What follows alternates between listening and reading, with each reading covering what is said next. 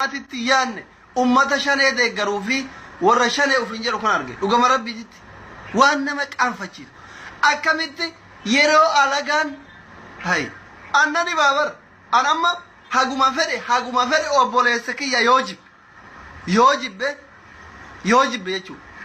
أنا في ساعة ثلاثة أنا في ثلاثة وثاني نمني برا أكرو في أو بوليسكي يتوقون فروا ينفروا أكرو فتي أفرانو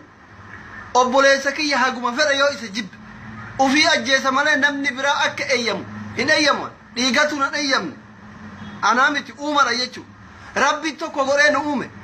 nuti foon tokko abiyyi ilma oromooti goota oromooti beekaa oromooti hayyu oromooti kenna beekaa kenna waa hunda kenna qabeenna kenna mangistii kenna maaluma isin guba yeroo sabaaf sablammiin abiyyi cina haa dhaabbannu amarticha kalee boo'etiniin أمر إنجدي ورء في والفتة يوجو ورء في والفتة ها يالله مرجع أبي يمدرجف بيشانو جري أكتي بويا إم بويا أسامينون غراني أتى بويا أمارو المملك أسامينون غراني أتى بويا مرجعان فرمان نيم منوكمنو كأبي يجا مقامنا أجرين أنت مارغنو جري لال بالان تفو أرجده زري أكيد أمني يجو أمارن برا أكيد أمني bara furguga gajerani jala tarani wajira to kono meydani maslaha jireennaaf jecha jiraachu jecha Itoophiyaawii hafan yookiin immoo mililikaawii hafan lubbuu isaanii baraaruuf jecha yaalle noo mircaa kaabiyyi gaama qoomnoo jedhe booya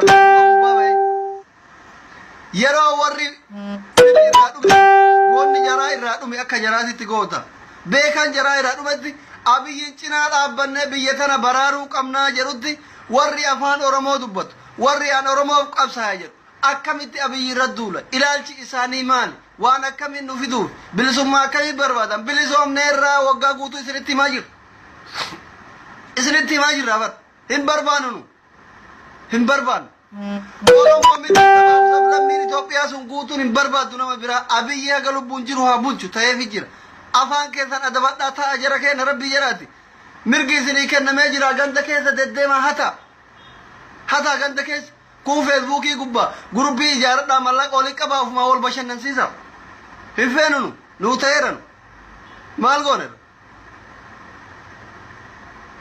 maal isinirraa gooname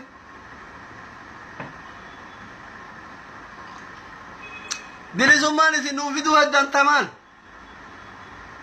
ya takamit